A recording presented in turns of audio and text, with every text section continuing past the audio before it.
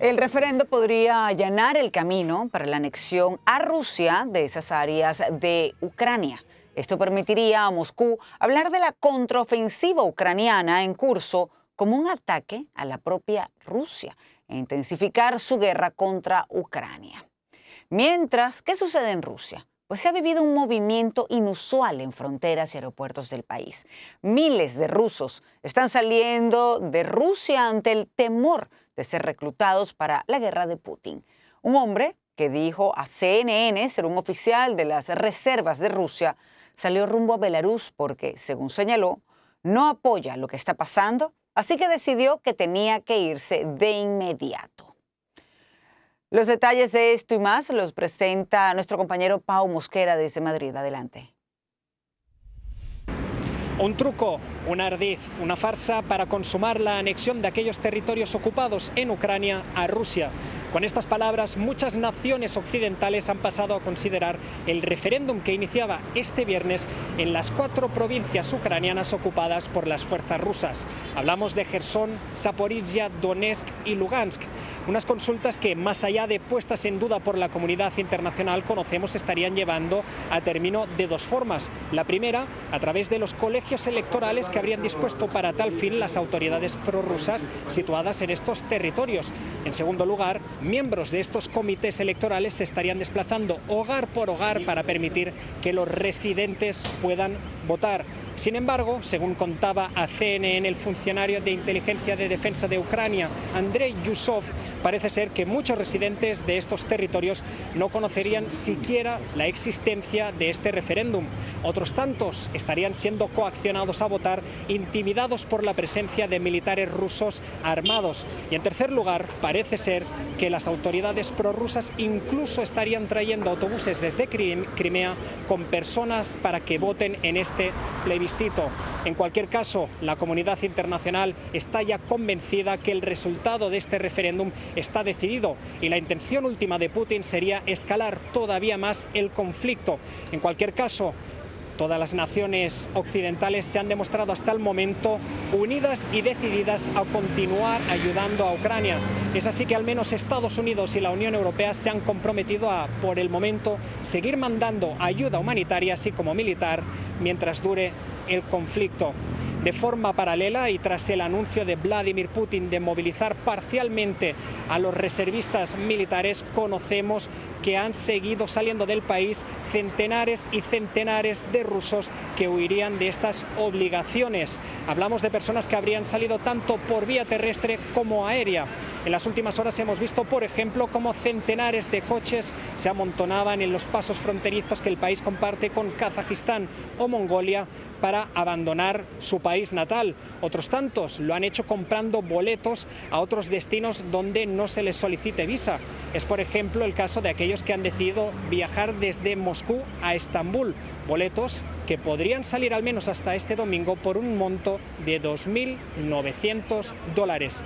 Ante esta delicada situación, países como Alemania ya han mostrado su predisposición a abrir la puerta a todos los objetores de conciencia rusos que desean acceder al país. Y por esta razón, funcionarios alemanes solicitan a la Unión Europea que defina una postura común para saber cómo actuar ante todos aquellos que quieran huir de ser llamados a filas. Para CNN, Pau Mosquera, Madrid. Fotografías muestran a un soldado ucraniano como combatiente y luego como prisionero de guerra de Rusia. Advertimos que las imágenes que van a ver a continuación pueden resultar para algunas personas perturbadoras. Este era el aspecto físico del soldado Mikhailo Dianov mientras luchaba dentro de la planta siderúrgica que fue el último bastión ucraniano en su ciudad de Mariupol. Y así luce esta imagen que están viendo en sus pantallas después de haber sido liberado como prisionero de guerra en Rusia. Impresionante antes y después la imagen que podemos ver. Recordemos que después de un largo asedio, la ciudad portuaria de Mariupol cayó bajo el completo control ruso en mayo tras la rendición de la planta. Se desconoce exactamente cuántos soldados ucranianos están ahora bajo custodia rusa, pero las fuerzas del Kremlin han afirmado que tan solo allí se rindieron más de 2.000. La propaganda estatal rusa ha demonizado a los defensores de la planta, calificándolos como nazis, lo que genera serias preocupaciones sobre cómo pudieran estar siendo tratados en cautiverio. Varios familiares han dicho no saber nada de los suyos que combatieron en la planta y que ahora quizás serían prisioneros de guerra. Bueno, pues continúa el éxodo de ciudadanos rusos que ante el llamado a la movilización parcial e inmediata que anunció el presidente Vladimir Putin, han decidido dejar atrás su país por tierra o por aire. No quieren pelear en la guerra que Vladimir Putin activó en Ucrania. La falta de apoyo a su causa ha quedado en evidencia. Él pide que 300,000 reservistas estén listos para pelear ante el poco éxito que han tenido frente a la contraofensiva ucraniana a 7 meses de la invasión. Largas filas se han visto en cruces fronterizos por tierra con Kazajstán, donde las autoridades dicen que la frontera está bajo control especial, pero operando con normalidad y sí con un aumento en el número de extranjeros. La frontera este de Finlandia también ha mostrado una imagen similar. Más de 6,400 personas cruzaron desde Rusia tan solo el jueves, según un oficial fronterizo. Describen esta situación, Nacho, como un éxodo, una salida masiva que se ha intensificado desde el miércoles. Fue entonces cuando el presidente de Rusia, Vladimir Putin, como ya bien apuntabas, anunció su intención de realizar lo que calificó de una movilización parcial de ciudadanos rusos para reforzar sus debilitadas tropas que combaten en Ucrania. Putin aclaró que, y aquí cito, Nacho, solo aquellos ciudadanos que están en la reserva y sobre todo aquellos que sirvieron en las Fuerzas Armadas, tienen ciertas especialidades militares y experiencia relevante, estarán sujetos a reclutamiento. En otras palabras, solamente los que ya han tenido algún tipo de nexo con el ejército. Sin embargo, la salida masiva de rusos de su país nos indica que existe el temor de que también se ordene que los civiles refuercen el ejército. Ahora, Nacho, los portales digitales y agencias de viajes en Rusia muestran un aumento dramático en la demanda de vuelos a destinos donde no les requieren visas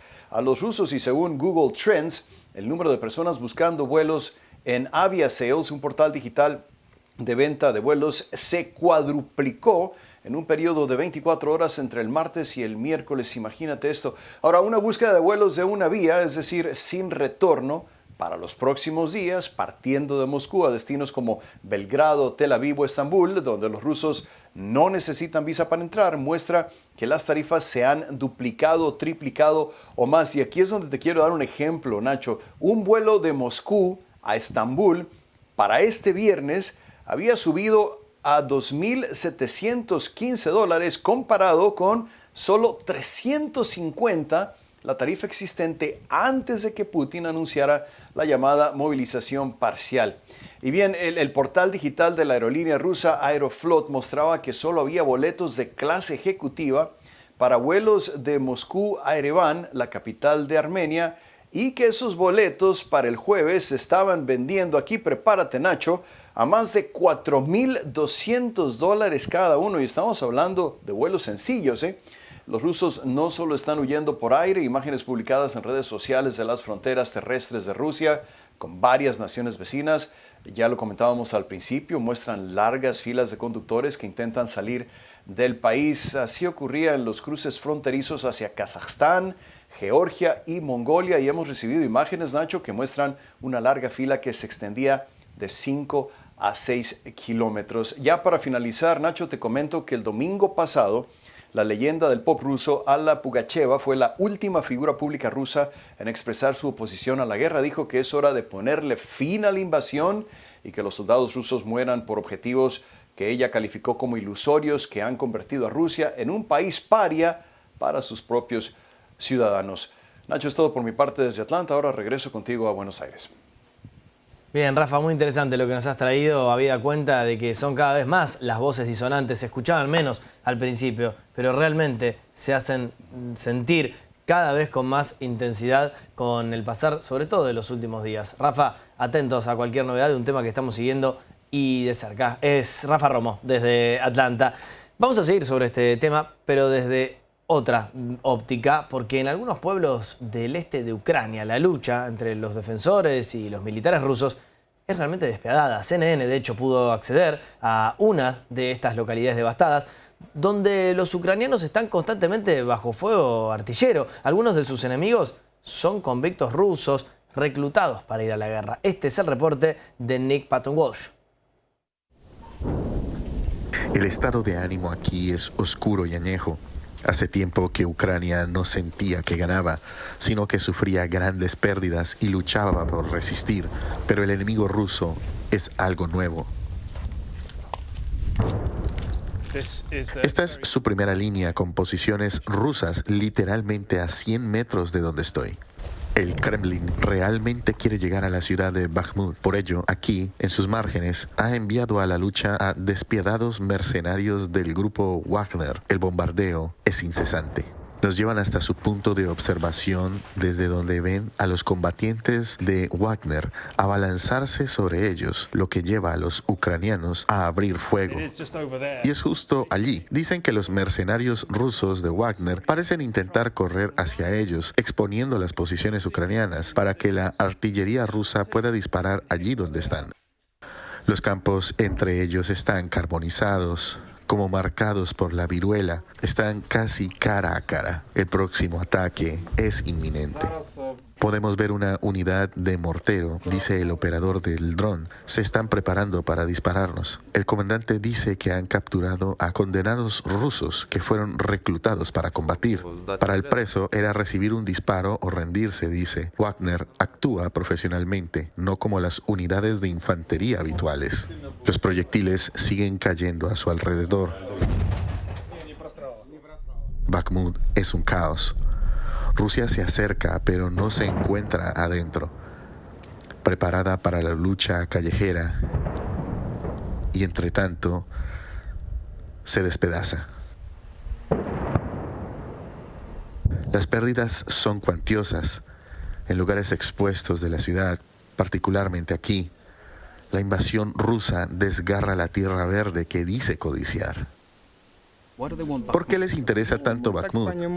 Se desplegaron a otros sitios y necesitan una victoria, algo significativo, dice. Así que despliegan fuerzas aquí. Por supuesto que tenemos bajas, no hoy en nuestra unidad, pero no se puede evitar que haya muertos o heridos. Perdí a un amigo cercano 5 días después de llegar aquí.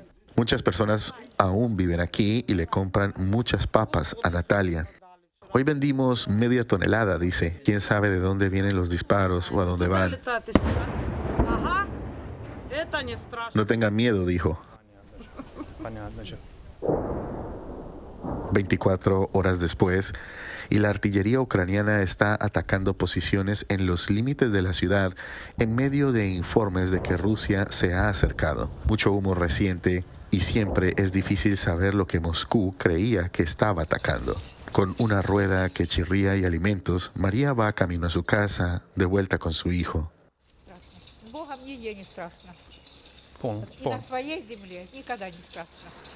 A cambio, el silencio y el terror envuelven la ciudad. Nick Patton-Walsh, CNN, Bakhmut, Ucrania.